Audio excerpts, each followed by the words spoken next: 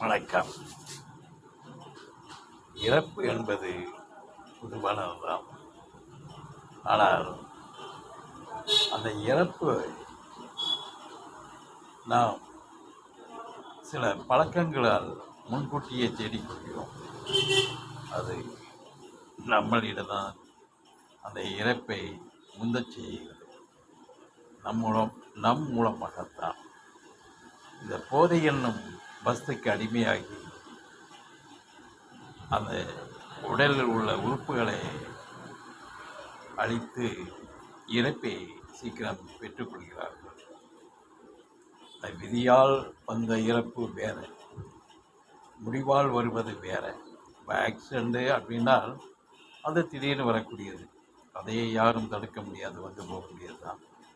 ஆனால் இந்த இறப்பானது அதாவது உறுப்பினுடைய பழுதால் ஏற்படும் இறப்பானது வேறு யாருமே காரணம் இல்லை, நாம் தான் காரணம். இந்த மது மற்ற விஷயங்களுக்காக அந்த சில வஸ்துக்களை சாப்பிட்டு அதனுடைய விளைவால் உறுப்புகள் பாதிப்பு, கல்லீரலிருந்து மண்ணீரல் அனைத்து உறுப்புகளும் பாதிப்பதற்கு இந்த வஸ்துகள், இந்த போதை வஸ்துகள்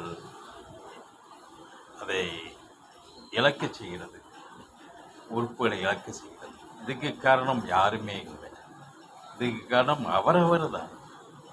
அந்த போதைக்காக அடிமைப்பட்டு, போதை என்ன போதை, உன்னிடமில்லாத போதையா? உண்மையாகவே அந்த ஞானம் என்னும் ஞான நிலை, அந்த ஞானம் என்னும் போதையில் வாழ்ந்து பார். அது அதை விட எந்த போதையும் அதை கிட்டே வர முடியாது. அந்த ஞான போதைகள் வாழ்ந்து பார், மெய்ஞான போதைகள் வாழ்ந்து பார். அதுதான் மெய்ஞான நிலை.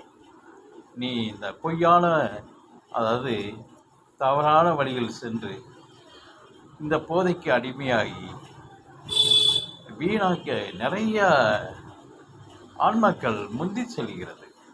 வாழும் காலங்கள் நிறையா, எத்தனையோ காலங்கள் இருக்கும்போது நான் கலந்து விடுகிறேன் என்று கலந்து சென்று விடுகிறது. அது யாரும் பொறுப்பல்ல. அந்த இறப்புக்கு காரணம் அந்த இறக்கக்கூடிய ஆன்மாதான் பொறுப்பு. அவர்கள் செய்யும் தவறுதான் பொறுப்பு.